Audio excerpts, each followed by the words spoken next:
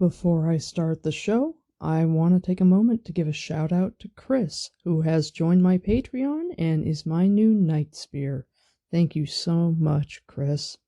Secondly, because the show is dropping in just over a month, and I unfortunately picked a garbage video editing application on which to make my YouTube content, I have to start over and learn a new one. I'm going to take at least 1 week and perhaps 2 to focus on that, so if it takes me a bit to get my next episode out, I hope you will forgive me for it. I've got a lot going on, and I've been dealing with some mental health issues lately, and my wife doesn't want me to kill myself with stress. I will make it a point to release some stuff on Patreon, but I'm having a lot of anxiety right now and I just have to pace myself, and I appreciate everybody understanding. And finally, I think that this episode is probably the best one that I've ever done, and I really hope you enjoy it.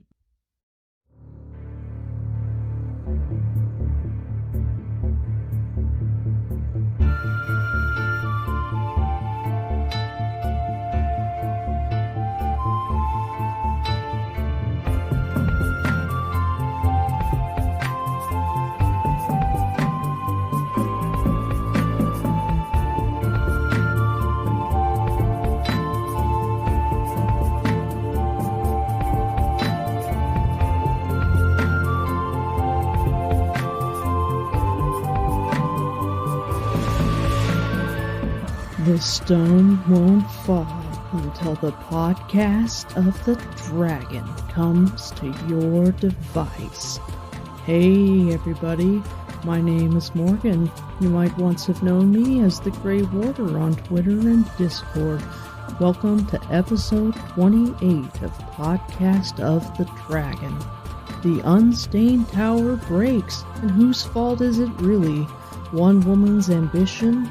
Evil actors pulling strings for the shadow, or partisan lines drawn out over 2,000 years. However you partition blame, upon examination, the farm boy who only just came out as the ancient messiah seems less and less like the cause, and more like the excuse.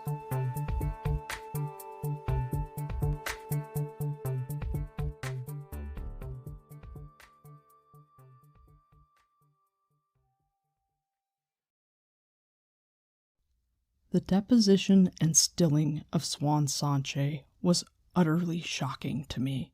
It was probably the most unexpected moment of the Wheel of Time for books and books and books. More viscerally impactful by far even than Rand's kidnapping and the fallout at Dumai's Wells. Unsurpassed until Perrin chops off an Aielman's hand. I was so stunned by it. And I did not see it coming, which is funny because what happens to Swan is one of the most in-your-face bits of foreshadowing that RJ gives us early on in the series. Like a lot of you, I really enjoy first-time reader podcasts, and one of my favorite is probably the Wheel Weaves podcast, which, if you have never listened to it, I couldn't recommend it more. They are an adorable married couple with great chemistry, and they are very sweetly Canadian. And also Dani, who is the first-time reader, is so smart, and she has some terrific predictions. Some of her speculations are way out there, which is expected for first-time readers, but she gets plenty of stuff right, sometimes, like, scarily so. And she picked up on the impending schism in the White Tower very early on because of RJ's excellent foreshadowing. But Dani also points out that Swan Sanche's way of operating in her position of power seems highly destined for a fall. They've finished the Fires of Heaven, and now they're on New Spring, and if you're interested or care, that's how I'm planning on doing it. When I'm done with the Fires of Heaven, I will do New Spring before going into Lord of Chaos, because I feel that that is the best way to read the series. But recently Dani admitted to Brett, her husband who's the experienced reader, that while she expected the coup in the tower, she expected that Swan Sanche would have a fall, she did not think that it would happen as soon as it did. And really, considering it's a 14-book series, 15 if you count the prequel, it does come pretty early considering the length. But RJ has the world that is the Wheel of Time begin its not particularly slow disintegration into chaotic fuckery by early into Book 2, and he lets us know almost right away that however much the White Tower is portrayed as a monolith, that is a very thin facade full of cracks at the start.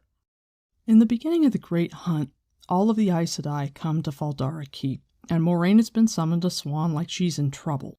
But Swan makes Lyanna fuck off, and you find out, oh, she's not in trouble. Actually, Swan's a co-conspirator.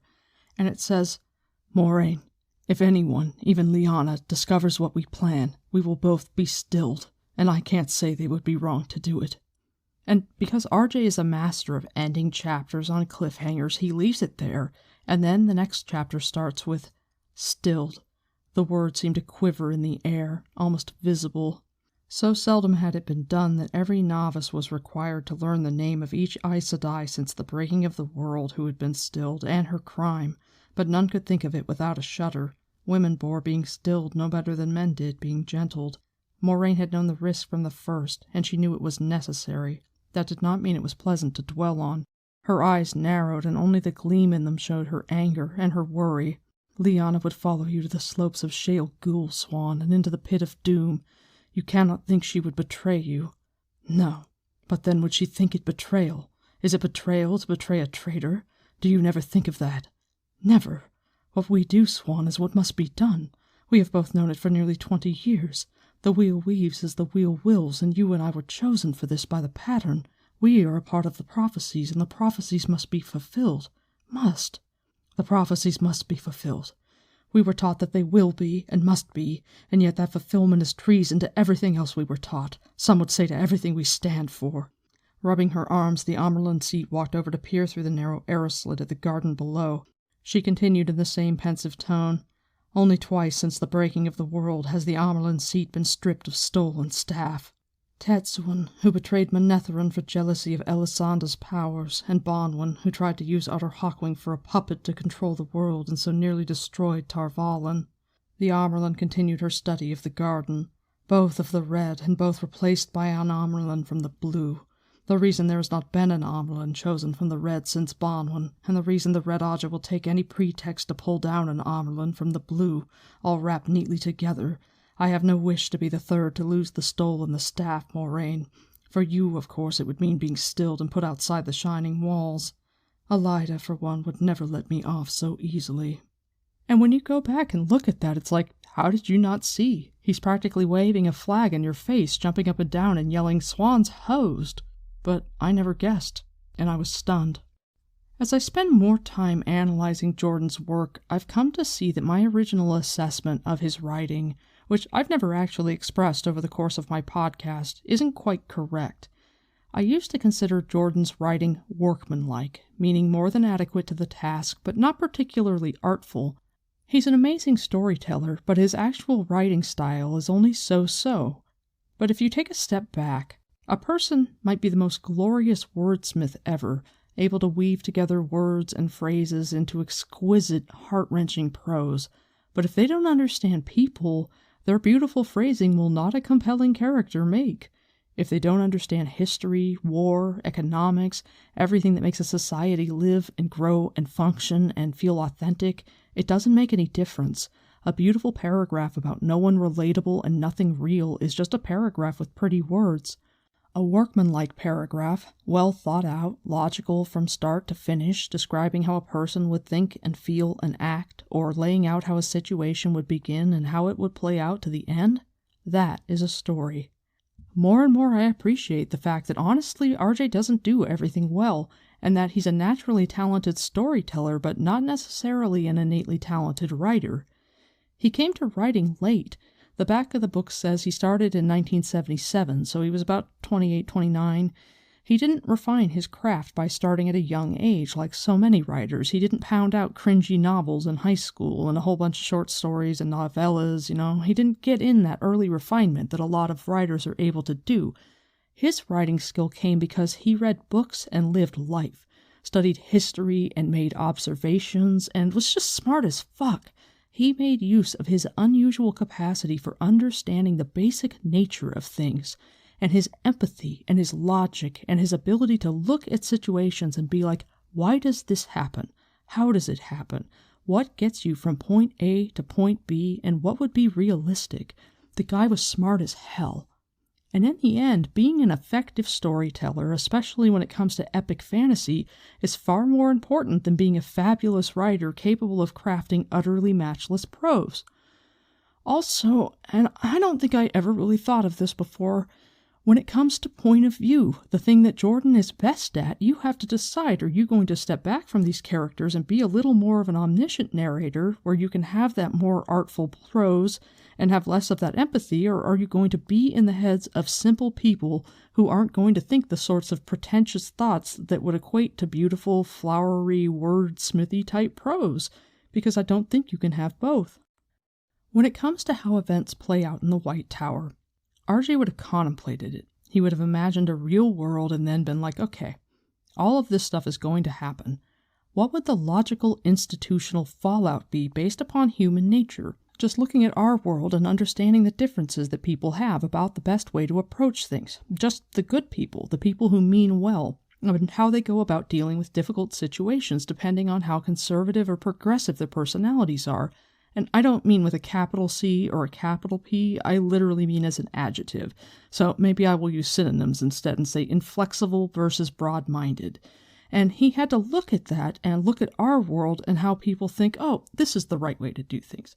This is the right way to deal with this terrible problem. No, this is the right way. And he had to think, okay, when it comes to dealing with the terrifying Messiah, because Rand is like, he isn't the hooray Messiah, he's the terror Messiah.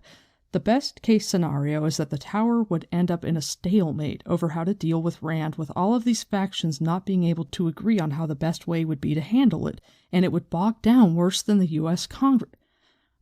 Well, I don't know that anything gets bogged down worse than our fucking Congress, but anyway, add any external pressure or internal pressure in the form of Black Aja moles, all of the double agents, these Aes Sedai that work for the fucking Dark One, and a schism is inevitable, and Robert Jordan lets us know that from the very first book.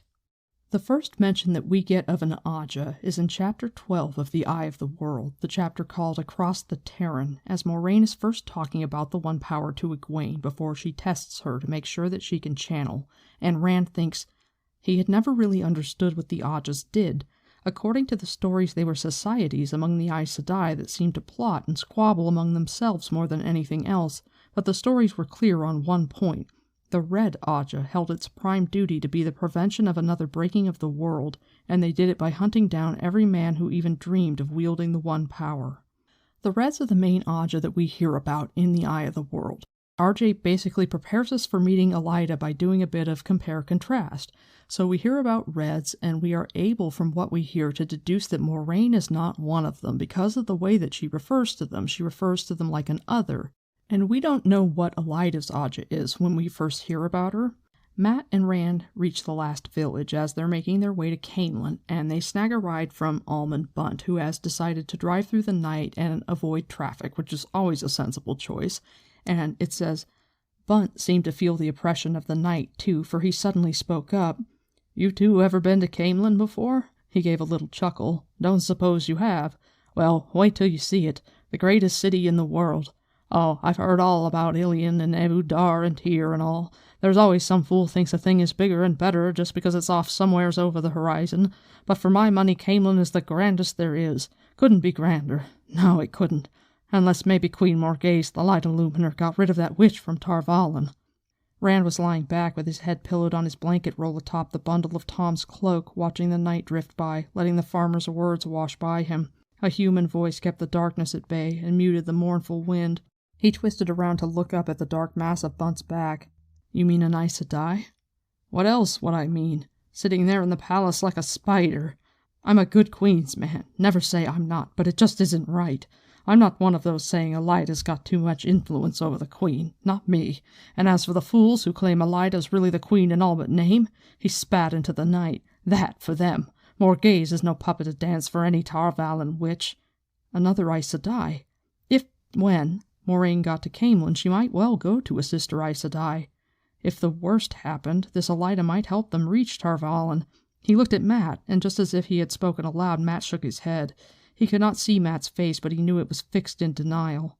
So, this setup is really great, because Mat has been a paranoid asshole this whole time, and people don't trust Aes Sedai. And this scene is a couple of chapters before Egwene and Perrin are rescued from the White Cloaks, where afterwards Lon and Perrin are talking about Elias, and how the Red Aja fucked with him, And Lon is basically telling Perrin, yeah, there are factions among the Aes Sedai. They disagree on how best to fight the Dark One, and everybody and everything else can get squashed between competing ideals, which is a pretty succinct way of describing how American government works, except RJ adds positive intentions to the motivations of at least some of the women of the White Tower. Anyway, so if we are feeling the fatigue of Rand and Mat's flight, and we're prone to dismiss Mat's paranoia, which is made easier by the melodrama of Bunt's imagery of comparing Elida to a spider, though how appropriate, because when we first meet her she is knitting, in this scene, depending on where you stand, Elida might seem like a pretty safe bet. But fortunately, when they get to the Queen's blessing and Rand's like, what about Elida? Basil Gill is like, nah, because you knew Tom, and nah, it's not a good idea.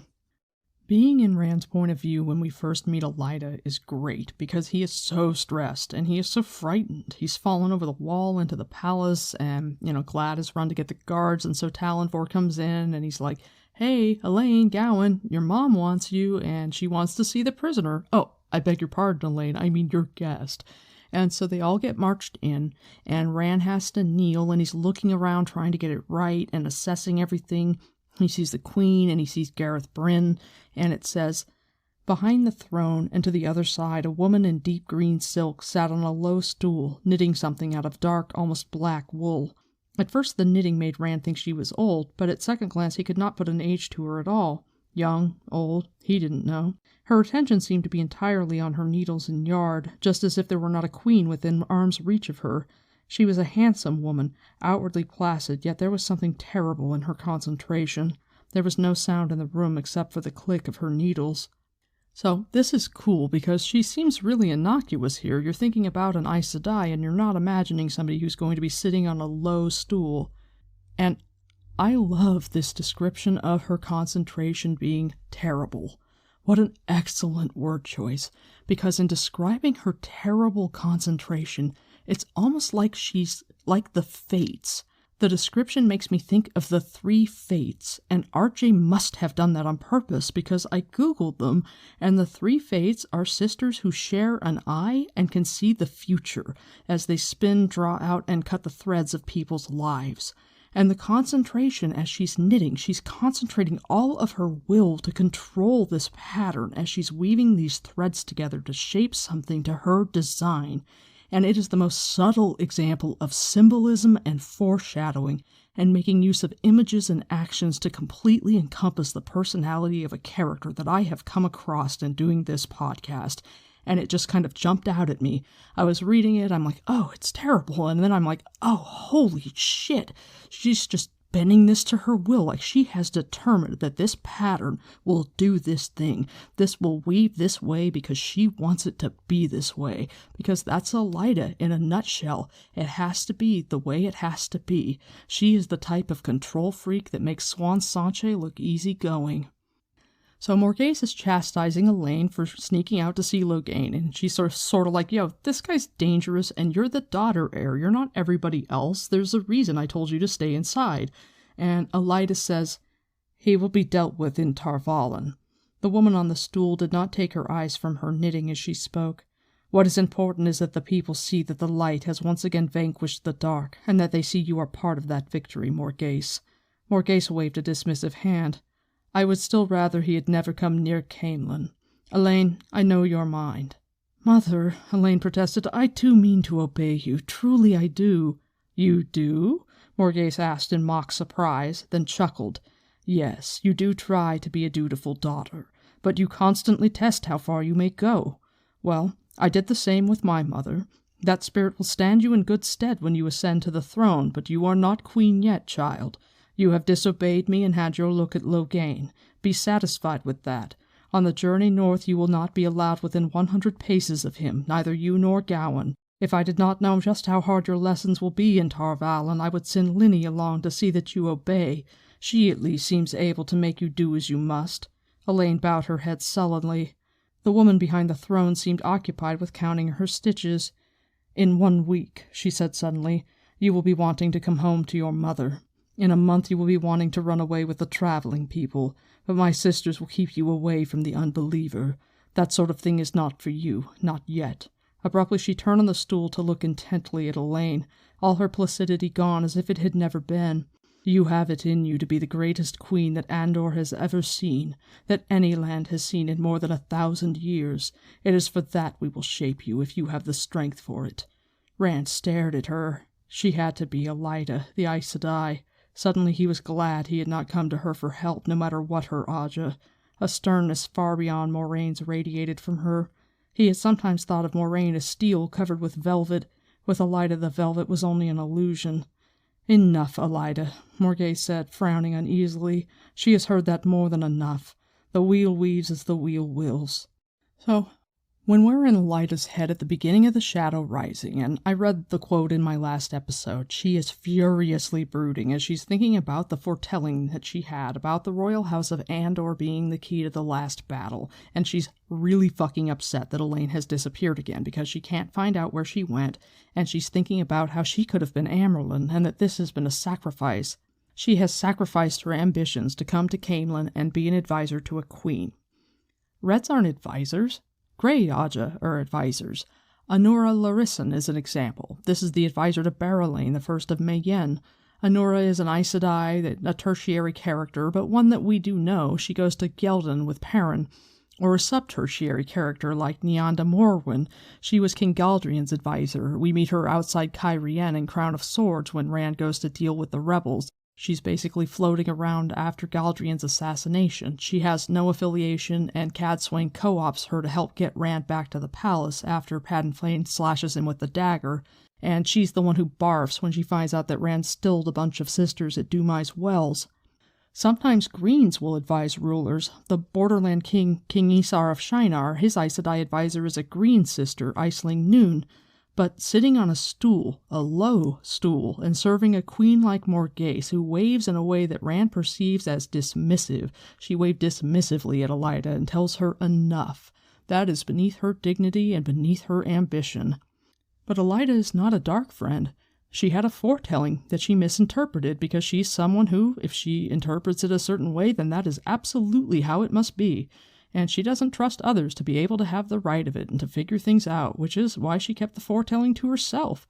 She kept it to herself because she had her foretelling about the royal house of Andor being the key to winning the last battle while she was still unaccepted, and if she had told an Aes Sedai about it, if she had told Tamara Ospina, who was the Amyrlin seat at the time, about it, she would have given that responsibility to someone else, and she doesn't trust anybody else to do it right. And I understand that. I'm a control freak. I don't trust most people to do things right. It's why I podcast alone. But Elaida decided to sacrifice because she feels like she's the only one who is competent to handle this. But she goes about it wrong from the beginning because she assumes that foretelling means forewarning. So, Elaida fixates on Rand. And, maybe he makes her spidey senses tingle. Maybe his Ta'Verinness touches her. Mostly, it's that she thinks he's a liar, because he says he's from the Two Rivers, but he doesn't look like Two Rivers stock. She looks at him and remarks that Two Rivers people are dark of hair and eyes. This is a redhead. His skin is too light. And then she grabs his sword and pulls it up out of the sheath, and she's like, this fucker's got a heron-marked sword. It says, "How did you come by this blade, Rand al'Thor from the Two Rivers?" She said it as if she doubted his name as much as she did where he was from. "My father gave it to me," Rand said. "It was his. He thought I'd need a sword out in the world." "Yet another shepherd from the Two Rivers with a heron-marked blade." Elaida's smile made his mouth go dry. "When did you arrive in Caemlyn?" He had had enough of telling this woman the truth. She made him as afraid as any dark friend had. It was time to start hiding again. "Today," he said. "This morning." "Just in time," she murmured. "Where are you staying? Don't say you have not found a room somewhere. You look a little tattered, but you have had a chance to freshen. Where?" "The Crown and Lion." He remembered passing the Crown and Lion while looking for the Queen's blessing. It was on the other side of the new city from Master Gill's Inn.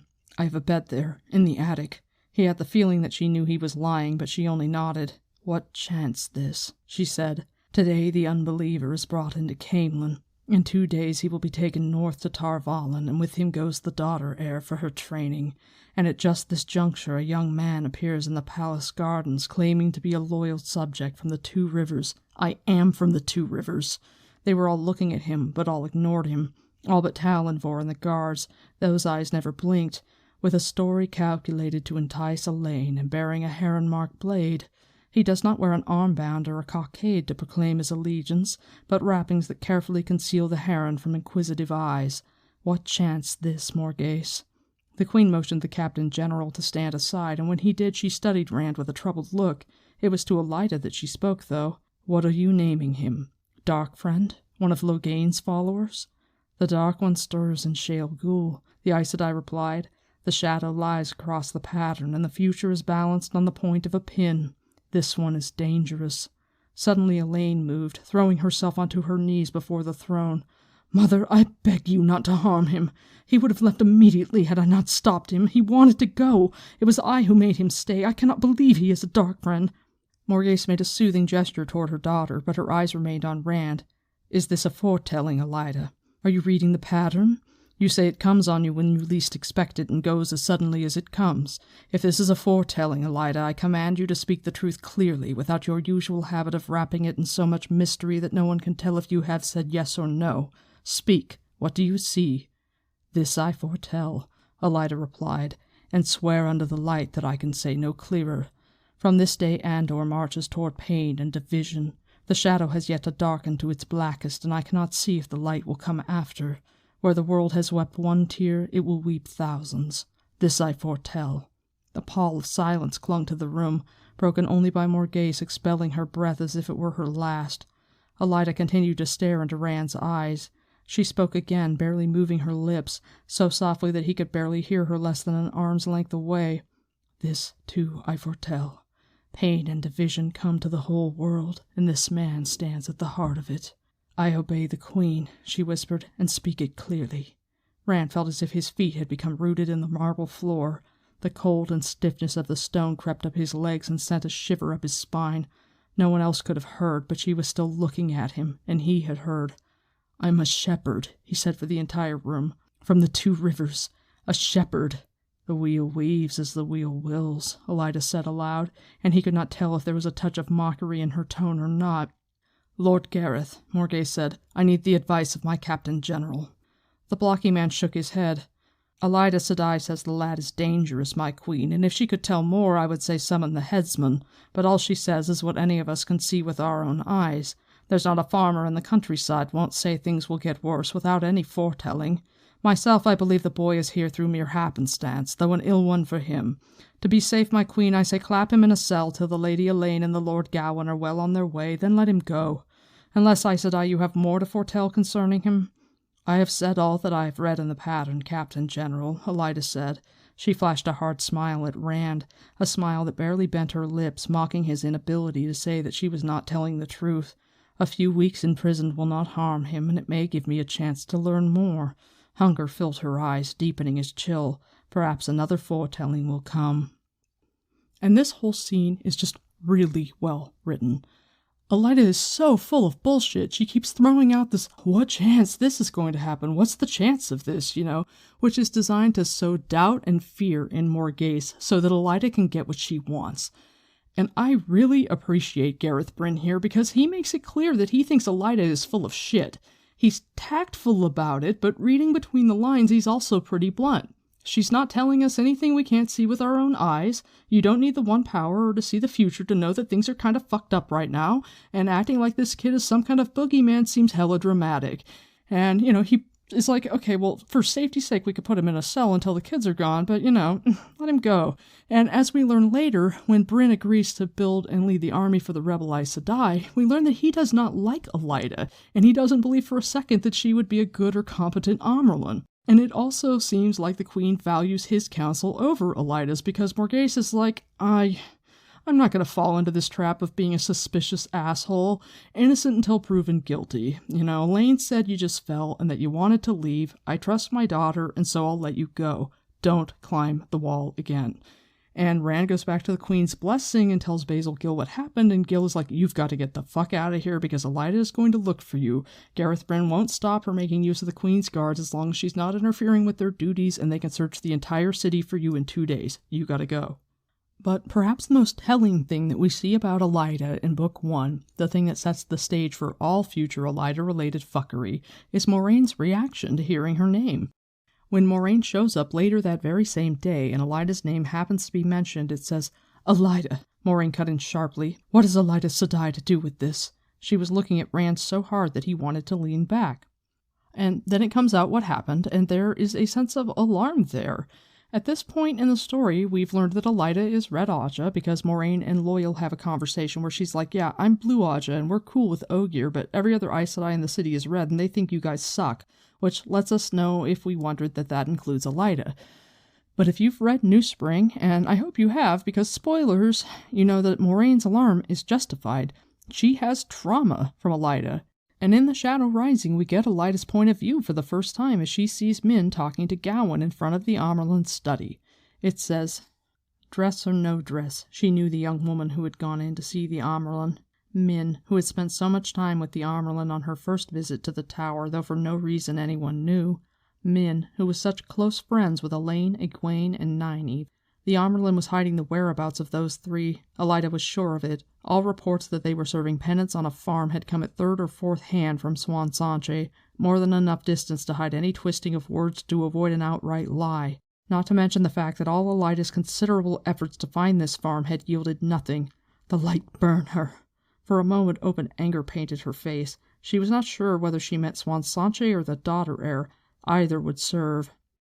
The Wheel of Time companion says that Elida was born in 950, so at the beginning of The Shadow Rising she is 49 or she's going to turn 49. And she went to the tower at the age of 17, so she was not born with the spark. She spent 3 years as a novice and 3 years as accepted and was raised to the shawl in 973. It says, "Elida was born to a minor noble house on an estate not much more than a farm in northern Murundi. Although Elida's potential strength was fairly high, she was not among the very highest with respect to sisters then living, but on the other hand her time spent as novice and as accepted were records, equaling or bettering the best ever before. For that she was considered quite remarkable. Swan and Moraine were novices under Elida when she was raised accepted, and accepted under her as Aes Sedai. Elida was not easy on them. While she did not particularly like it that they equaled her speed in reaching the next level, she pressed them very hard, expecting only the best from them and accepting nothing less. They had a potential equal to hers, and they had an obligation to live up to it, and an obligation to live up to her standards in other ways as well. While Elida was in Andor for the most part from 974 NE onward, she visited the White Tower often while they were in training, and always took an interest in them and their progress. So, I think Elida was so possessive of Swan and Moraine, demanding perfection and more or less inflicting trauma on them in the process, because if they are going to come along and equal her when she had had something to make her utterly unique among Aes Sedai, then she was going to mark them, claim them in some way to have power or sway over them always, so that she could have a perpetual sense of ownership of them. They might have become accepted as quickly as she did, they might have attained the shawl as quickly as she did, but she could tell herself that they wouldn't have done it if not for her help and encouragement, and she could tell herself that they were her protégés, and in doing so, she can still be better and more and special. So having to kiss Swan's ring had to have been brutal. That had to have been brutal, particularly because Elida is a noble, and when you're in her head later on, especially once she's Amerlin, she's always referring to herself in a very titular fashion, but not only calling herself the Watcher of the Seals, the Flame of Tar-Valon, she's always Elida do Evrini a Roihan, and it's sort of like if she weren't the Amerlin seed, or if she weren't Elida Sedai, she'd probably be thinking of herself as the Lady Elida do Evrini a Roihan. She'd be thinking of herself as her noble title, even though she's such a minor noble that she's basically just got a glorified farm. And I think about it, and I imagine if Elida, rather than going to the tower, had tried to hold her own among other more prestigious nobles who actually have wealth and estates and retainers, whereas she basically grew up on a farm, she didn't even have a real manor, the sickest burn an asshole noble of higher rank could give her would be to slight her by not even acknowledging that she was the Lady Elida do Evrini a Roihan. She's the kind of person where all it would take to spin her up into a frothing rage would be to call her Mistress a Roihan. Elida would give a shit about that in a way that a lot of other people wouldn't, because status matters to Elida, power matters to Elida, getting her due matters to Elida. So I'm not sure how Elida knew that Rand was Taviran, but she just assumes it right away, and I don't think that her original plan was to travel with Elaine and her brothers and Logain to Tar Valon. She is Morghase's advisor, so it would seem like she'd stay with Morghase. But coming across Rand changed her plans, and so when Moiraine is summoned to Swan, when we first meet her in the Great Hunt, once the niceties are over, it says, "Elida is in Tar Valon, daughter. She came with Elaine and Gawain." Moiraine was conscious of Lyanna standing to one side, quiet as always in the presence of the Amyrlin, but watching and listening. "I am surprised, mother," she said carefully. "This is no time for Morghase to be without Aes Sedai counsel." Morghase was one of the few rulers to openly admit to an Aes Sedai counselor. Almost all had one, but few admitted it. Elida insisted, daughter, and queen or not, I doubt Morghase is a match for Elida in a contest of wills. In any case, perhaps this time she did not wish to be. Elaine has potential.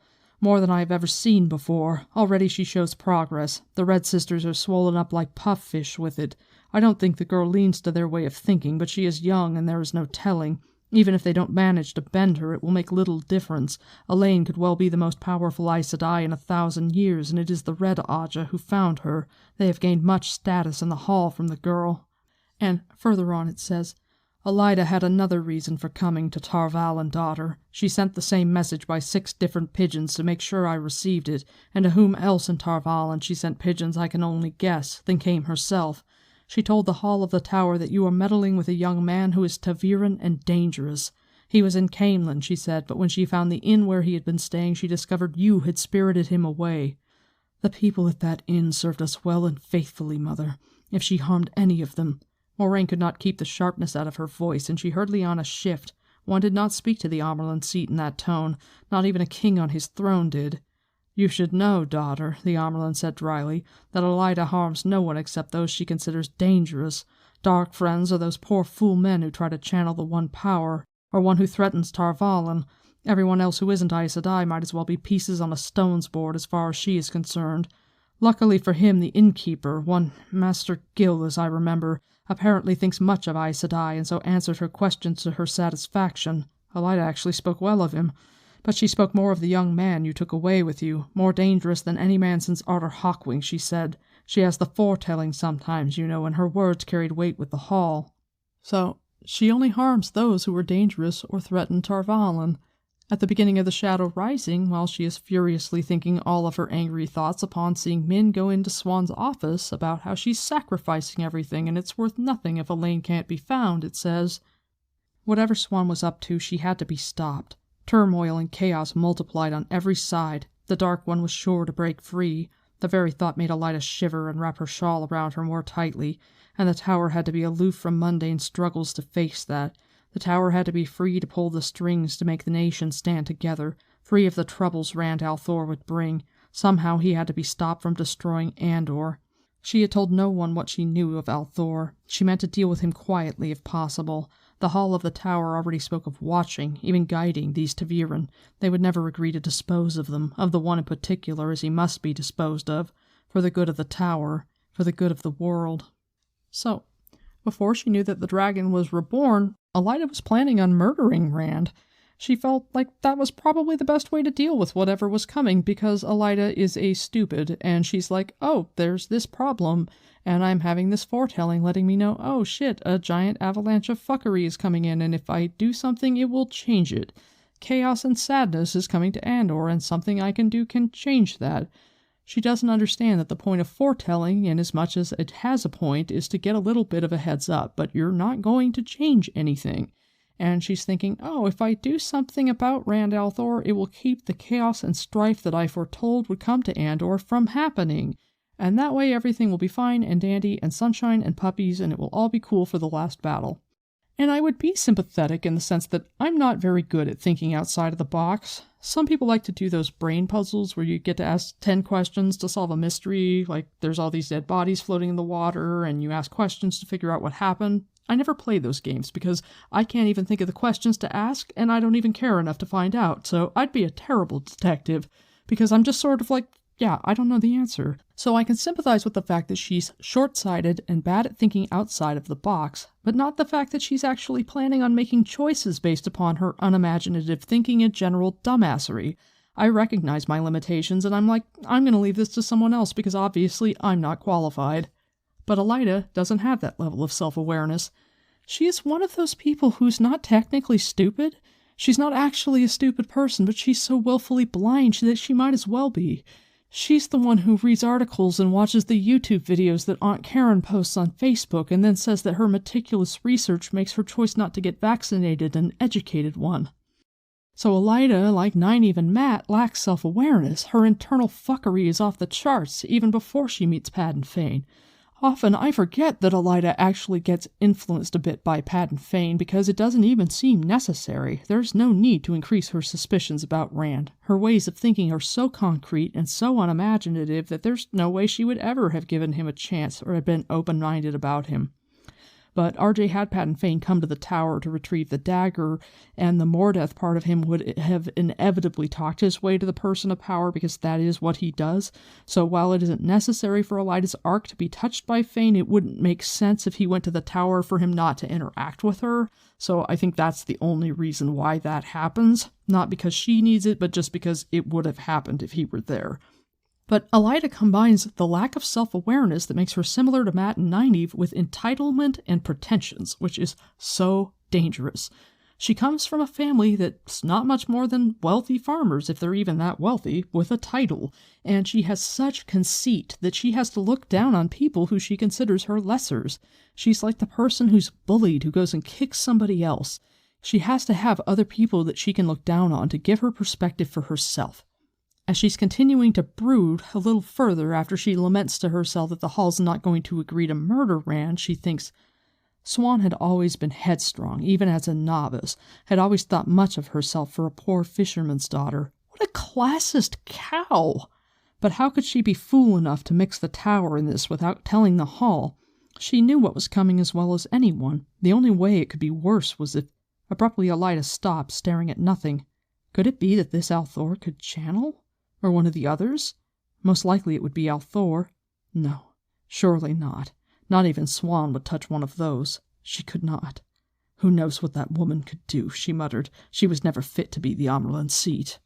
Swan's not fit for it. She is a poor fisherman's daughter. She didn't even know how to read when she got to the tower. There is so much superiority in her opinion, so much classism, so much sense that Swan doesn't have any right to her feeling of self-worth. Elida is so much more comfortable, or she's more on an equal footing with Moraine, because at least Moraine's a noble, and a noble who far outranks Elida at that. But Swan, to have Swan be Amyrlin, and to have to kiss the ring of a fisherman's daughter is humiliating for Elida, despite the fact that Aes Sedai are supposed to leave behind who they were.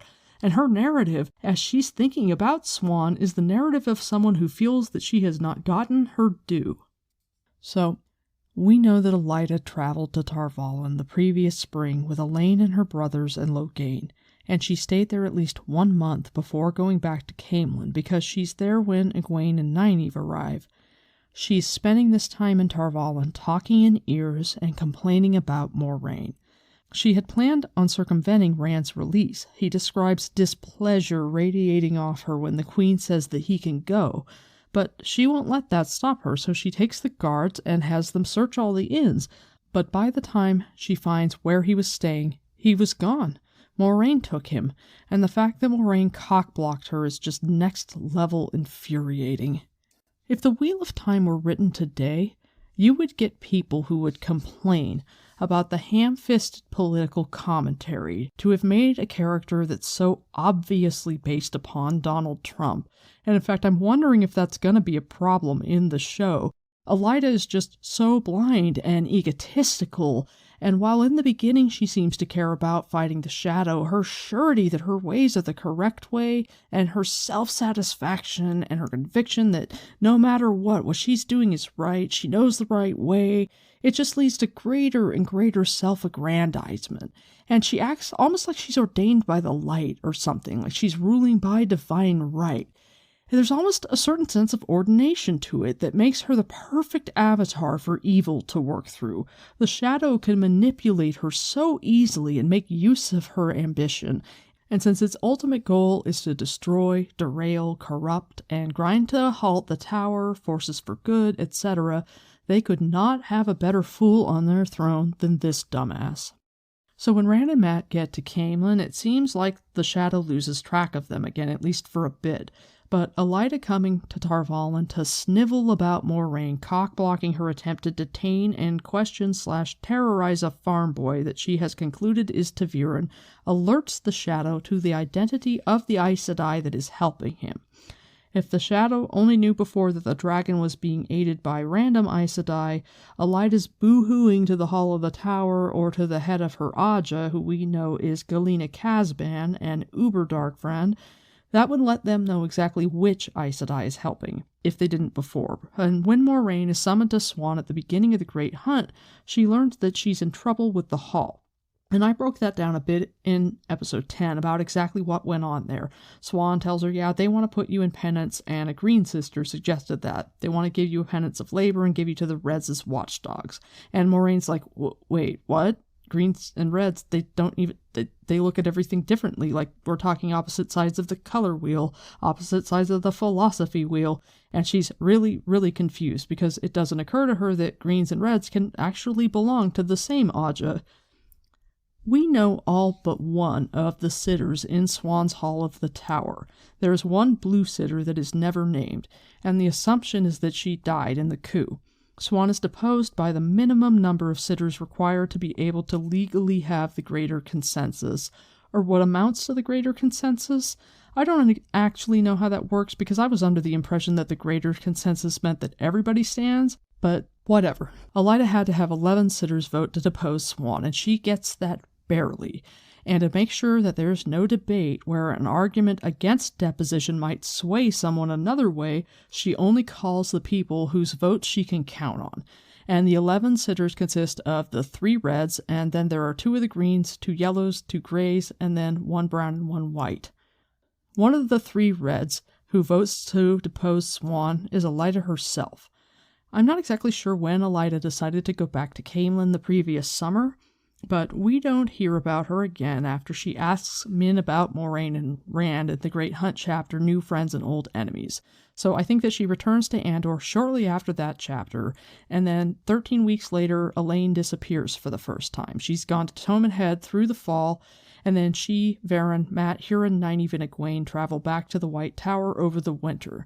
And in the very early spring, while they're still making their way back, Morgase and Elaida come together to visit Tar Valon, where Morgase learns that her daughter's been gone for a while, and Morgase is livid. Not just that they lost her, but that they never bothered to tell her. I don't know why the boys didn't send a letter. It's weird that Galad and Gowan didn't tell her, but that's just never really explained. But I'm guessing what happened is that when Morgase finds out, she's so fucking mad. She's like, you know what? Fuck y'all. Elaida, you're fired. Don't bother coming back. I'll have somebody ship your shit to you. I'm renting out your room and putting a help wanted sign in the window. You're fired. Fuck you very much.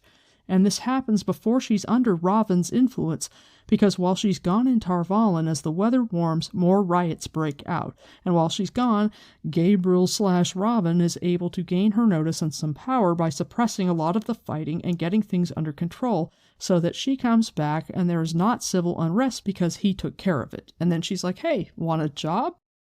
Because Elaida is a force of nature. Her ambition is far, far more useful than actual real evil might be, and the Black Aja can just sit quietly back and figure out how best that they can guide her, and make use of her metaphorical train wreck. Galina Casban has one of the Red Sitters step down. Originally, the 3 Red Sitters are Pavara, Teslin, and Javindra. I feel like Pavara counts as a secondary character, or at the least a minor secondary character. She gets enough gameplay, she has enough important work that she does, and then Brandon Sanderson gives her a really good role.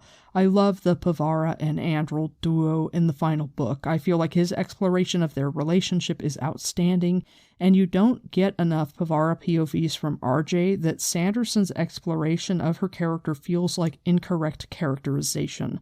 Because I feel like where Sanderson fails with his continuation of the series is with characterization, and that is not his fault. There's nothing to be done there but just to do your best. And it's just a hit or miss thing. Sometimes he hits, sometimes he misses. As for Teslin, we know Teslin because she's in Ibu Dar. Elida, once she is Amyrlin, ends up unchairing her for reasons, just to show that she can. It's a power flex to say, I'm going to be shitty to a red sister, so all of you other Ajas can know and wonder, if I'll do that to one of my own, what will I do to you? So she sends Teslin to Ibu Dar to go be an ambassador to a useless queen, and Teslin becomes Damani, and she is one of the Aes Sedai that Mat rescues. And I like Teslin because she's perfectly willing to punish Elida for her bad behavior, even if it's in petty ways like refusing to communicate with her once she and Jolene Maza, the Green Sitter, who is also unchaired, are ensconced in the Tarasen Palace. And then Javindra is the third Red Sitter, and I know her because I've read them often enough, so I remember that she is one of the Aes Sedai who in Book 11 goes with Pavara and Tarnafir to the Black Tower under the orders of the new head of the Red Aja, because Galena gets captured by the Shido, and we get to watch all of her beautiful suffering. Sutama Wrath, the new head of the Red Aja, sends them to bond warders. They're like, hey, we're Red Aja, we decided we want to have warders, but we should only bond men who can channel. And then most of the Red Sisters who do go to the Black Tower end up being turned to the Shadow, which unfortunately includes Javindra. I think Pavara actually is the only one who dodges that bullet. The Wheel of Time companion says that Javindra stood to depose Swan, and it says that Teslin supported Elida. The companion does not specifically state that Teslin stepped down so that Elida could take her place after she was fired, but I looked on Dragonmount, and it sounds like Elida was a sitter for just a couple of months.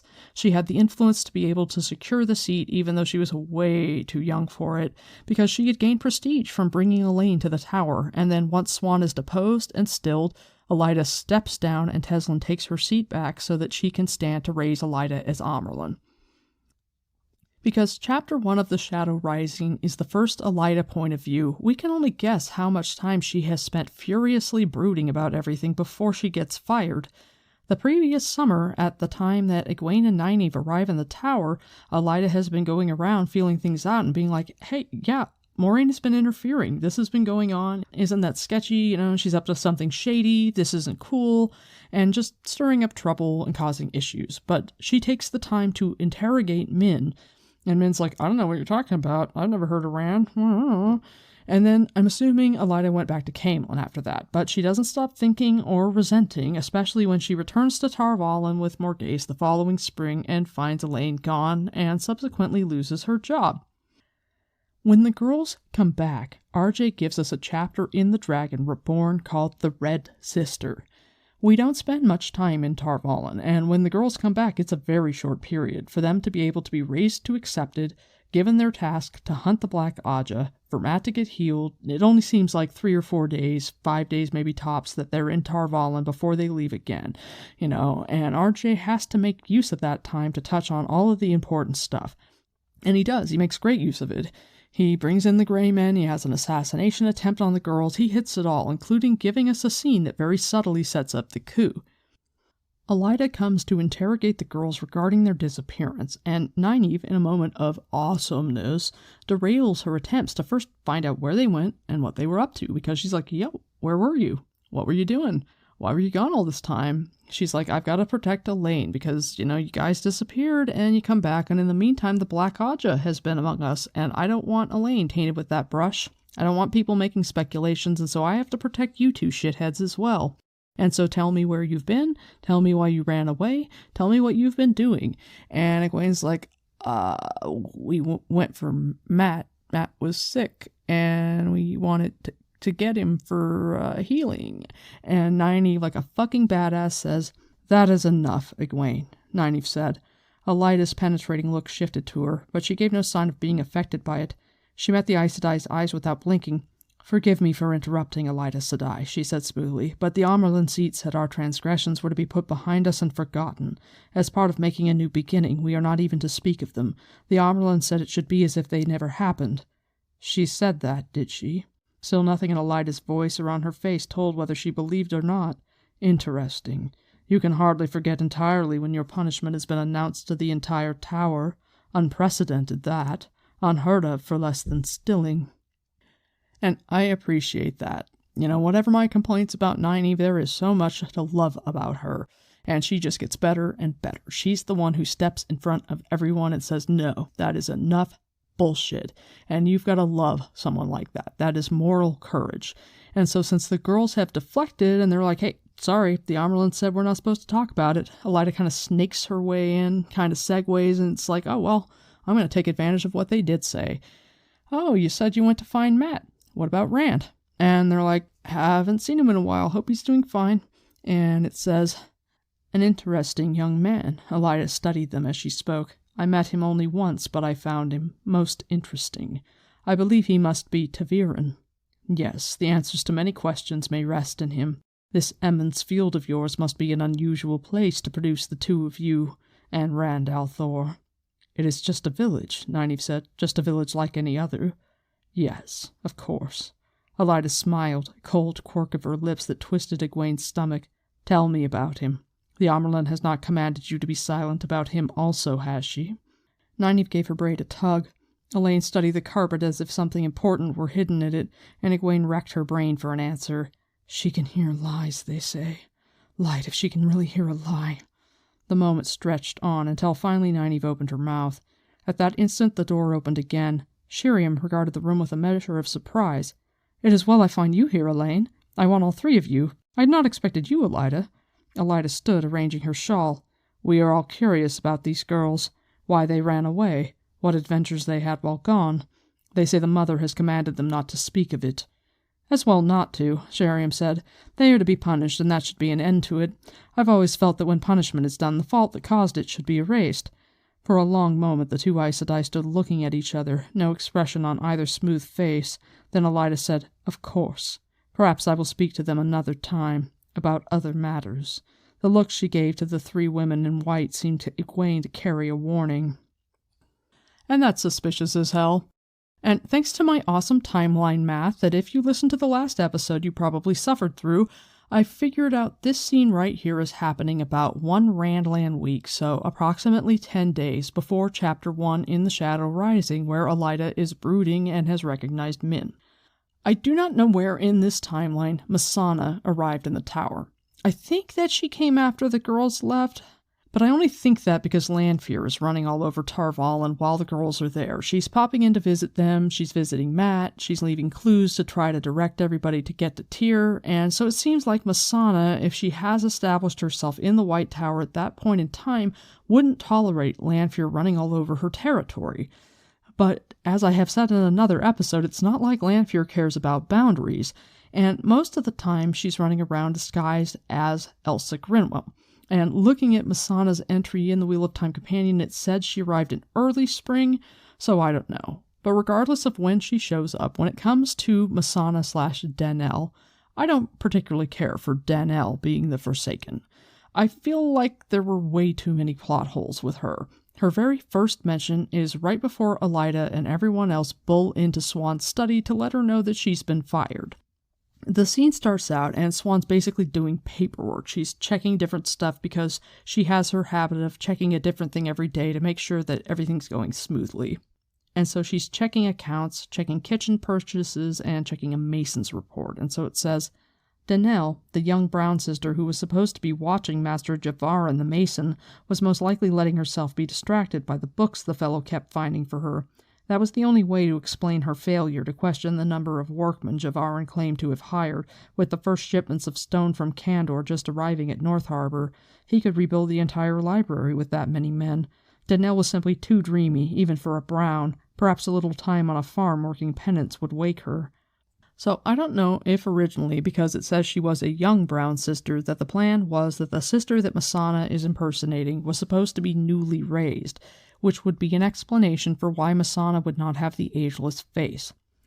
It is never mentioned that Denel does not have the ageless face, and I guess she could use a weave of illusion to create that effect because people are able to do a lot of very precise changes with illusion, which frankly seems really unlikely.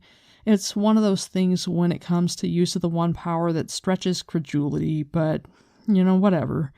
But when you look at the Wheel of Time Companion entry for Denel, it says she is 100 years old, born in 899, and she's almost never in the tower, gone for years at a time.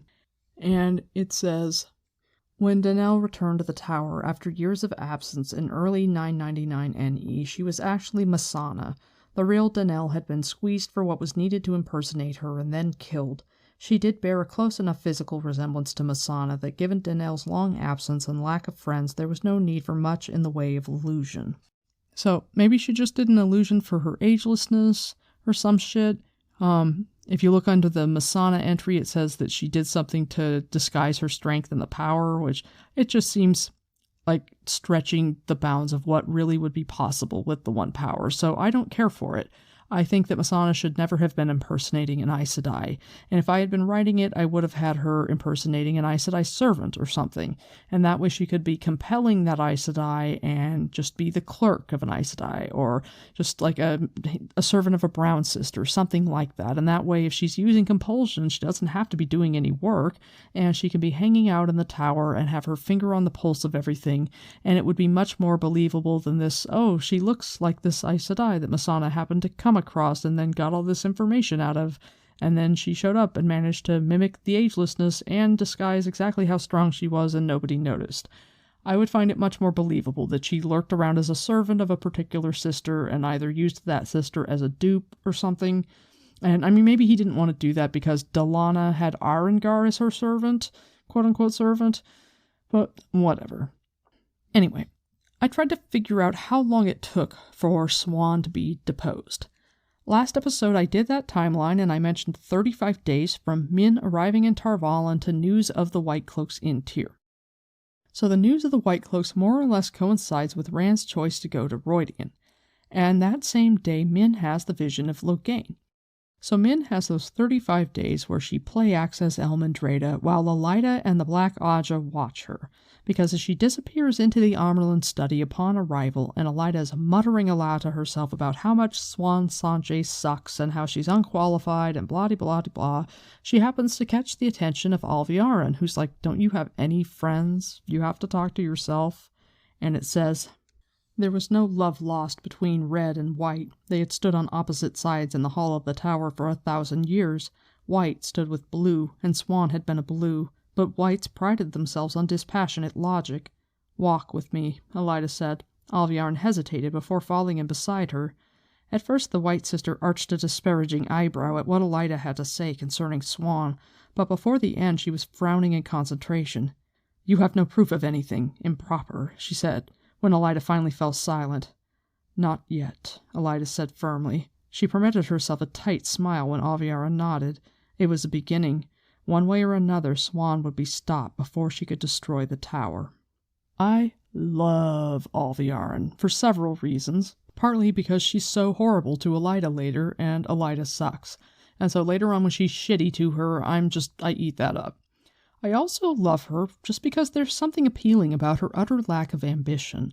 I like her because she's just a dark friend because it suits who she is. She's Black Aja, but she's just a garden variety psychopath. She's a bad person, and she just wants to be a bad person. If you read the Wheel of Time Companion, it's just sort of like, she murdered someone when she was a teenager, and dark friends helped her cover it up. And so they were like, they did her a favor, and then she did a favor for them, she killed someone for them, and then she ends up going to the White Tower, and the Black Aja has their eye on her from basically the first day because she's sort of perfect as an avatar of evil, at least when it comes to someone working in admin. She's a psychopath, she has no empathy, and she doesn't give a fuck. And while that's not particularly compelling when it comes to the sort of villains that populate the Wheel of Time, this person whose evil is incredibly basic, she's like the pumpkin spice evil, who kills people and feels no remorse and just wants the license to be able to be a bad person with no consequences. There is a certain something to be said for it in the context of someone having no ambition, no desire to, mwahaha, I will be a chosen one, I will have immortality, I will have all of the other things that seem to drive so many dark friends, so many people who want to be dreadlords. Alviarin is just so much more simple. For her, it's just, this allows me the comfort to be who I really am. And I appreciate that about her. So, I don't know if at this point in time she's taking orders from Masana, but my best guess is no, or if she is, she's juggling those orders, and the orders that had her send Liandrin and the rest to Tyr, because at this point in time, Ashamiel isn't dead yet. Min has just arrived, so the stone hasn't fallen yet, and it's probably, if the girls are 5 days on the river, it's probably about 10 days before the stone falls. So Alviarn may still be working on Ishamael's orders, which maybe include broader instructions to weaken the tower. Regardless, this great opportunity falls into her lap since Elida will do most of the work, and, Alviarn just has to have her Black Aja minions exert pressure where necessary. When Min has her low-gain vision on my best guess as her 35th day in the tower, which is roughly the 25th day after the stone falls, it's after Rand is like, okay, I'm going to go to Rhuidean, which, as I said in the last episode, the Dreamers told Moraine if he hadn't come, he would have died. So he sets his path. He can make the Black Tower, and Logain has a chance for glory. So Min rushes into Swan's office and is like, I saw this vision, and also I want to get the fuck out of here because this is useless.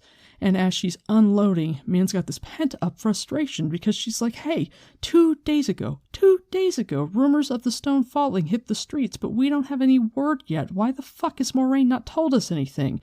And then with theatrical timing, as Swan starts bullying Min, like, fuck you. No, you can't go. I own you. You're staying here. Your visions are useful, even though I don't actually believe you when you say you know what they mean.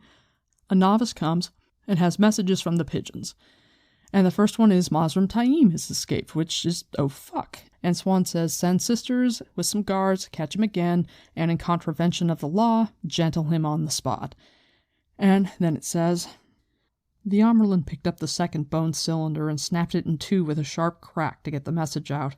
Good news at last, she breathed, a smile blooming on her face. Good news. The sling has been used. The shepherd holds the sword. Rand? Min asked, and Swan nodded. Of course, girl. The stone has fallen. Rand al'Thor the shepherd has Callandor. Now I can move. Lyanna, I want the hall of the tower convened this afternoon. No, this morning. I don't understand, Min said. You knew the rumors were about Rand. Why are you calling the hall now? What can you do that you could not before? Swan laughed like a girl. What I can do now is tell them right out that I have received word from an Aes Sedai that the Stone of Tyr has fallen and a man has drawn Callandor. Prophecy fulfilled. Enough of it for my purpose, at least. The dragon is reborn. They'll flinch, they'll argue, but none can oppose my pronouncement that the tower must guide this man. At last I can involve myself with him openly. Openly for the most part. Are we doing the right thing, Mother? Lyanna said abruptly. I know.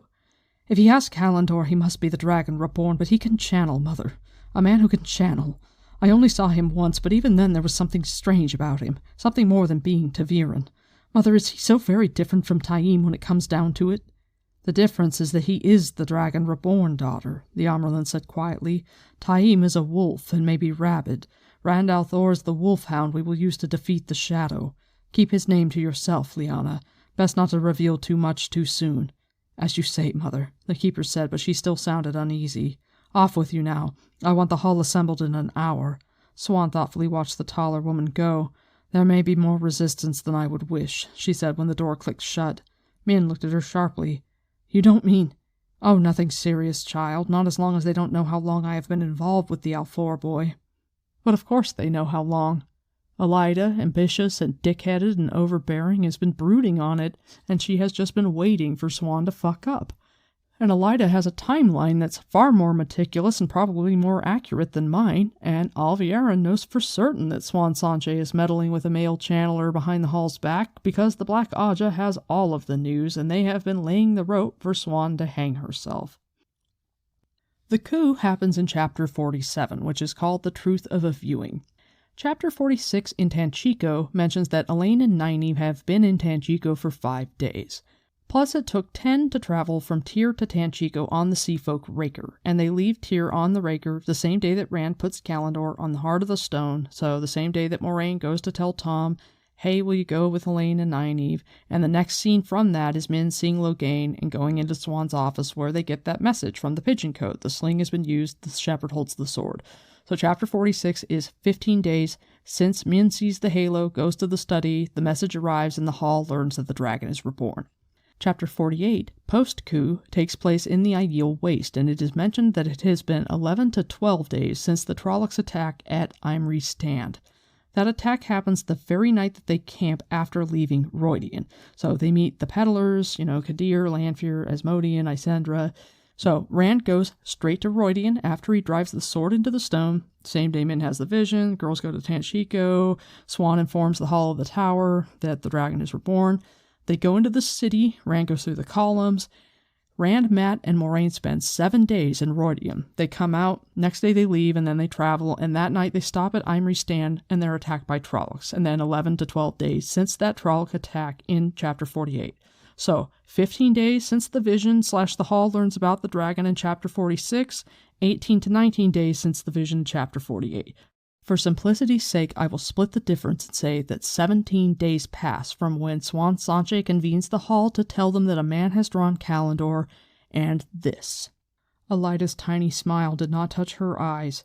The Hall convened not an hour ago, enough sitters to meet our laws, and by unanimous vote as required, you are no longer Amerlin. It is done, and we are here to see it enforced. Swan's stomach turned to ice, and a small voice in the back of her head shrieked, "What do they know? Light, how much do they know? Fool, blind fool, woman." She kept her face smooth, though. This was not the first hard corner she had ever been in. A 15-year-old girl with nothing but her bait knife hauled into an alley by 4 hard-eyed louts with their bellies full of cheap wine. That had been harder to escape than this, so she told herself. "Enough to meet the laws?" she sneered. "A bare minimum, heavy with your friends and those you can influence or bully." That Elida had been able to convince even a relatively small number of sitters was enough to dry her throat, but she would not let it show. "When the full hall meets with all the sitters, you'll learn your mistake. Too late. There has never been a rebellion inside the tower. 1,000 years from now they'll be using your fate to teach novices what happens to rebels." Tendrils of doubt crept onto some of those faces. It seemed Elida did not have as tight a grip on her conspirators as she thought. "It is time to stop trying to hack a hole in the hull and start bailing. Even you can still mitigate your offense, Elida." Elida waited with chill calm until she was done. Then her full-armed slap exploded across Swan's face. She staggered, silver-black flecks dancing in her vision. "You are finished," Elida said. "Did you think we would allow you to destroy the tower? Bring her." Swan stumbled as 2 of the Reds pushed her forward. Barely keeping her feet, she glared at them, but went as they directed. Who did she need to give word to? Whatever charges had been brought, she could counter them given time. Even charges involving Rand. They could not fasten more than rumors to her, and she had played the great game too long to be beaten by rumors, unless they had Min. Min could clothe rumors in truth. She ground her teeth. "Burn my soul, I'll use this lot for fish bait." In the antechamber she stumbled again, but not from pushing this time. She had half hoped that Lyanna had been away from her post, but the keeper stood as Swan did, arms stiffly at her sides, mouth working soundlessly, furiously around a gag of air. The really, really shitty thing of many shitty things, the really, really shitty thing for Lyanna is that she didn't know. She wasn't part of the conspiracy until so much later. A year before, Swan goes up to Shinar and kicks Lyanna out of the office and says, "I need to talk to Moraine alone. Fuck off." And then Swan and Moraine are doing their conspiring. Even Varen is part of it. But Lyanna knows nothing. She knows nothing for so long. If I had to guess, I think that Swan finally told Lyanna once Varen showed up with the horn and the girls and told her that Rand declared himself. And I suspect it's not until then, because when the novice brings them the messages, including the one that's "the sling has been used, the shepherd holds the sword," the girl curtsies and leaves, and it says... Before the novice finished rising, Lyanna shut the door, then leaned against it with a sigh. "I've jumped at every unexpected sound since you told me." So Lyanna was very late to the game with information and kind of just dropped into it like, "Oh, by the way." She knows ahead of time, but doesn't really consent to be a co-conspirator, and while in terms of the law she's culpable in the sense that she was probably duty-bound to go and inform the Hall at the point that she was told about Rand, and her loyalty earned her her punishment, it's still really unfair. So, we can only speculate the kind of whispering in corners that was done by the sitters over the, I've decided on 17 days, where Swan is thinking that things went really smoothly and figuring everything is in hand, from when she tells them, "Hey, the dragon is reborn," to them deciding, "We're going to fire her," and in the meantime the Black Aja is hard at work with their very ambitious dupe. I mean, I don't know that Elida can count as a dupe, actually. She has too much initiative. She's such an asshole. But whatever is going on in the background through those days, the amount of conversing and whispering in corners or whatever, it says, the Hall of the Tower had voted as she had expected, unanimously and with no need for arm twisting. Swan's favorite hobby. Much less invoking her authority. If a man had drawn Kalendor, he must be the Dragon Reborn, and that man had to be guided by the White Tower.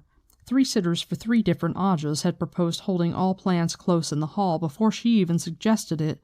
The surprise had been that one was Elida, but then the Reds would surely want the tightest hawsers possible kept on a man who could channel. The sole problem had been to stop a delegation from being sent to Tyr to take him in hand, and that had not really been difficult, not when she was able to say that her news came from an Aes Sedai who had already managed to put herself close to the man. But what was he doing now? Why had Moraine not sent further word? Impatience hung so thick in the hall now that she almost expected the air to sparkle. She kept a tight hold on her anger. Burn the woman! Why hadn't she sent word? The door crashed open, and she straightened furiously as more than a dozen women strode into her study, led by Elida.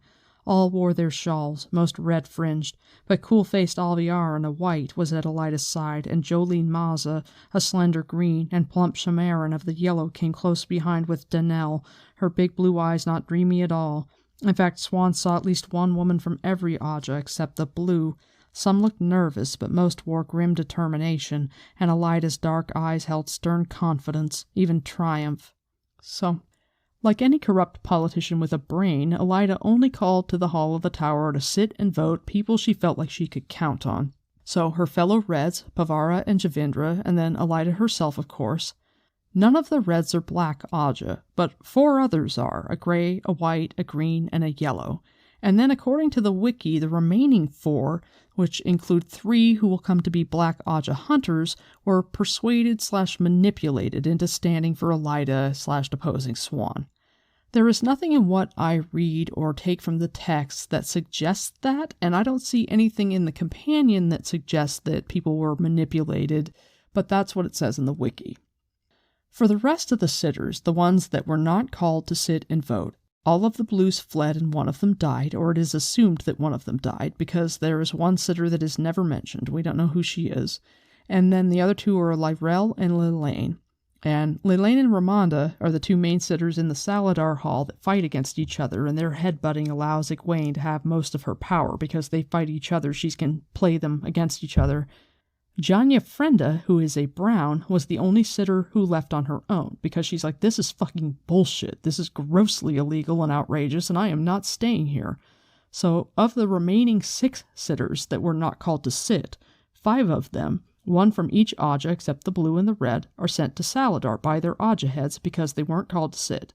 And the wiki says that they were sent to try to defuse the situation and encourage the rebels to come back, which is also confirmed in the text and in the companion, but the wiki also says that they were all sent for their protection since they weren't called to sit, which I never see in the text and don't see in the companion. So I'm wondering if these things that are in the wiki but don't show up elsewhere are stuff that is taken from interviews that RJ did or questions that people asked and then kind of like collated from stuff on Dragonmount or whatever. And eventually I hope to look through all of that secondary source material, but for the moment I'm just going to say it says this on the wiki and it says that in the companion. So whether or not it is the case that the 5 sitters that are sent by the Aja heads to Saladar were sent for their protection or just for political purposes, they leave the tower because they weren't called to sit. And then the last sitter, who wasn't called to sit and who would not have voted to depose Swan Sanche because she suggested her in the first place, is Shane Harriman. And a lot of people pronounce it Siane, but she's from Murrendy, which is like Ireland in the Wheel of Time, and everybody knows Irish words are pronounced real weird. So I figure if S-E-A-N is Sean, S-E-A-I-N-E is probably Shane. So anyway, Shane Harriman says that logic states that the tower must be whole, and so even though she wasn't called to sit, and even though it was barely the letter of the law and a gross injustice that Swan was stilled and deposed, she chooses to stay. And because of that, Elida goes to her to look for what she plans to be basic dirt on Alviaran so she can get rid of her. But because Shane uses logic, something that Elida possesses almost nothing of, Shane assumes that, oh, she wants me to look for the Black Aja. And then Swan and Lyanna are tortured and stilled as soon as possible, which is just a horrific miscarriage of justice. They get no trial, no evidence is presented, they aren't able to call witnesses in their own defense.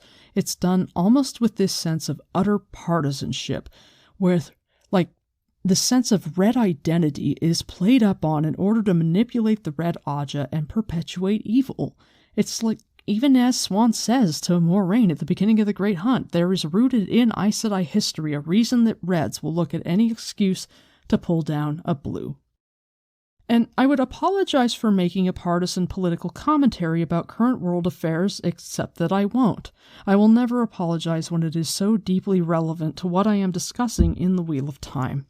I saw a recent article saying basically that Republicans will do anything they can to destroy the United States while a Democrat is in office.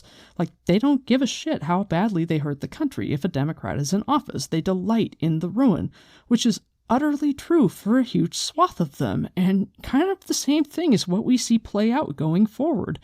It's like being so focused on your own identity and your own sense of partisanship that you will perpetuate all manner of evil. And people all the time do bad things, and they don't think too hard about it because of the sense of us versus them.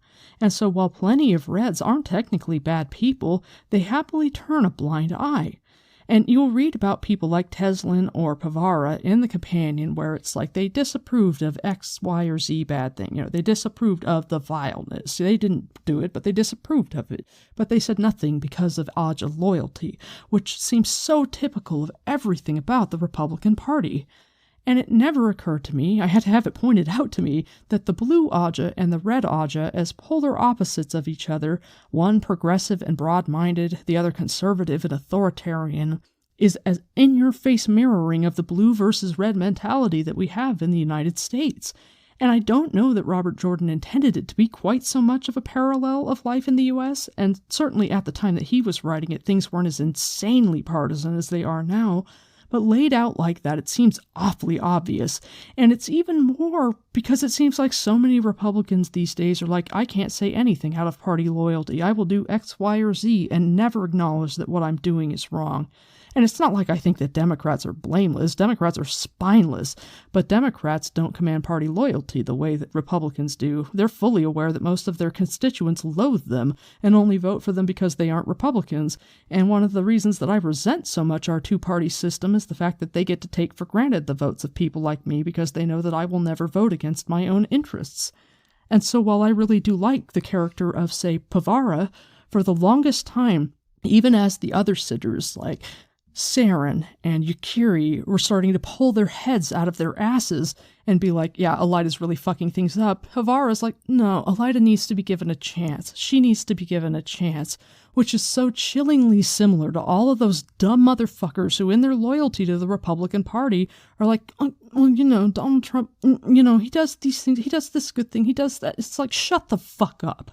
Shut the fuck up, you fucking coward, you moral coward, asshole, bastard, fuckface.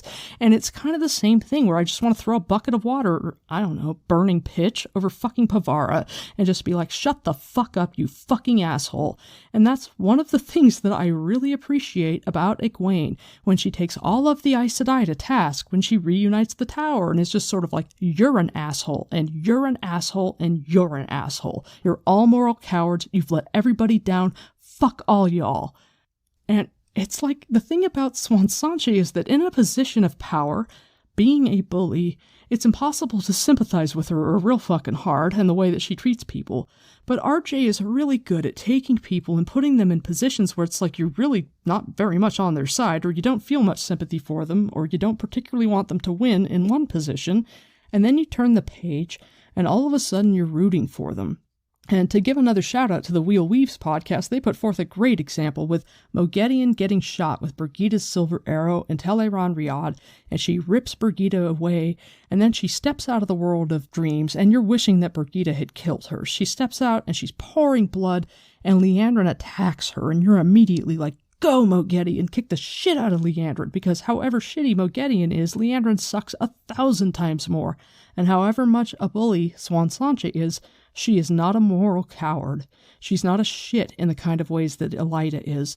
And once she's put in a position where she is as horrifyingly vulnerable and weak as a person could possibly be in the Wheel of Time, Robert Jordan gives people this unique power and then makes it so that when it's taken away, it makes it so that you are uniquely debilitated.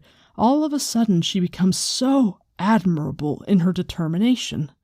So when we get in Swan Sanche's head again, and she's in a dark cell, and Lyanna calls out to her, it says, She had hoped they had released Liana, put her out of the city. Guilt stabbed her at feeling a bit of comfort from the presence of the other woman sharing her cell. I am sorry I got you into this No, she had no right to call her that now. I am sorry, Liana. There was a long moment of silence. Are you all right, Mother? Swan, Liana. Just Swan. Despite herself, she tried to embrace Saidar. There was nothing there. Not for her. Only the emptiness inside. Never again. A lifetime of purpose, and now she was rudderless, adrift on a sea far darker than this cell. She scrubbed a tear from her cheek, angry at letting it fall. I am not the Amerlin seed any more, Liana. Some of the anger crept into her voice. I suppose Elida will be raised in my place, if she hasn't been already. I swear one day I will feed that woman to the silverpike. Liana's only answer was a long, despairing breath. The grate of a key in the rusty iron lock brought Swan's head up. No one had thought to oil the works before throwing Liana and her in, and the corroded parts did not want to turn. Grimly she forced herself to her feet. Up, Liana, get up. After a moment she heard the other woman complying and muttering to herself between soft moans. In a slightly louder voice, Liana said, What good will it do? At least they won't find us huddling on the floor and weeping. She tried to make her voice firm. We can fight, Liana. As long as we are alive, we can fight. Oh, Light, they stilled me. They stilled me. Forcing her mind to blankness, she clenched her fists and tried to dig her toes into the uneven stone floor. She wished the noise in her throat did not sound so much like a whimper. And to give us contrast there, because it's so heart-wrenching, she's always so strong. And everything we've gotten from her POV before, and we don't get fuck tons from her. Our first POV is in The Dragon Reborn. We get a little bit there, and then just a bit here in The Shadow Rising. But most of what we get from her is after she's stilled and after she's healed again, but after her power dynamic has shifted, after she's no longer able to be just the arm-twisting bully, after she has to use other weapons. And RJ gives us contrast or juxtaposition to this person that we see where we're in her head and she is so terrified and vulnerable, and the worst thing in the world, the thing that all women who can channel fear, has happened to her. And RJ puts us back in Min's head so that you get to see the unreliable narrator and how she sees Swan versus the Swan that we get to live inside of, where we see how she's really dealing with this. So Min opens the cell and gives them clothes and stuff, and finally they're leaving and getting ready to walk out of the tower. And it says, Swan turned her attention to Min. You may not be so eager to help us when I tell you we've both been stilled. Her voice did not shake, but it was stiff with the effort of saying the word, and her eyes looked pained and lost. It was a shock to realize her calm was all on the surface. Any one of the accepted could tie the pair of us into a running sheep's foot, Min. Most of the novices could. I know, Min said, careful to keep her tone clear of the smallest hint of sympathy. Sympathy now might break what self-control the other women had left, and she needed them in control of themselves. It was announced at every square in the city and posted wherever they could nail up a notice. But you were still alive. Liana gave a bitter laugh, which she ignored. We had best go. That guard might wake up or somebody check on him. Lead, Min, Swan said. We are in your hands. Min is expecting Swan to just be able to kind of take it on the chin and keep going. Even someone who can't channel knows that stilling is the worst thing ever, but Min knows Swan and she knows her relatively well, because even before she came back to the tower, Swan talked to her an awful lot. And her vision of Swan is someone with the sort of inner strength where even with the worst thing in the world, she can just kind of walk it off. And while Swan isn't quite that resilient, she does a pretty good job as they slip out of the tower. And it says, they passed a crossing hallway where dark blotches of dried blood flecked the pale green floor tiles. 2 larger patches stretched off in long smears as if bodies had been dragged away. Swan stopped, staring. What has happened? She demanded. Tell me, Min. Liana gripped the hilt of her belt knife and peered around as if expecting an attack. Fighting, Min said reluctantly. She had hoped the 2 women would be out of the tower grounds, even out of the city, before learning of this. She herded them around the dark stains, prodding them on when they tried to look back. It began yesterday, right after you were taken, and did not stop until maybe 2 hours ago. Not completely. You mean the guiding? Liana exclaimed. Warders fighting each other? Warders, guardsmen, everyone. It started when some men who came claiming to be Masons, 200 or 300 of them, tried to seize the tower itself right after your arrest was announced. Swan scowled. Danelle, I should have realized there was more to it than not paying attention. Her face twisted more until Min thought she might begin crying. Otter Hawkwind could not do it, but we did it ourselves. Edge of tears or not, her voice was fierce. The light help us, we have broken the tower.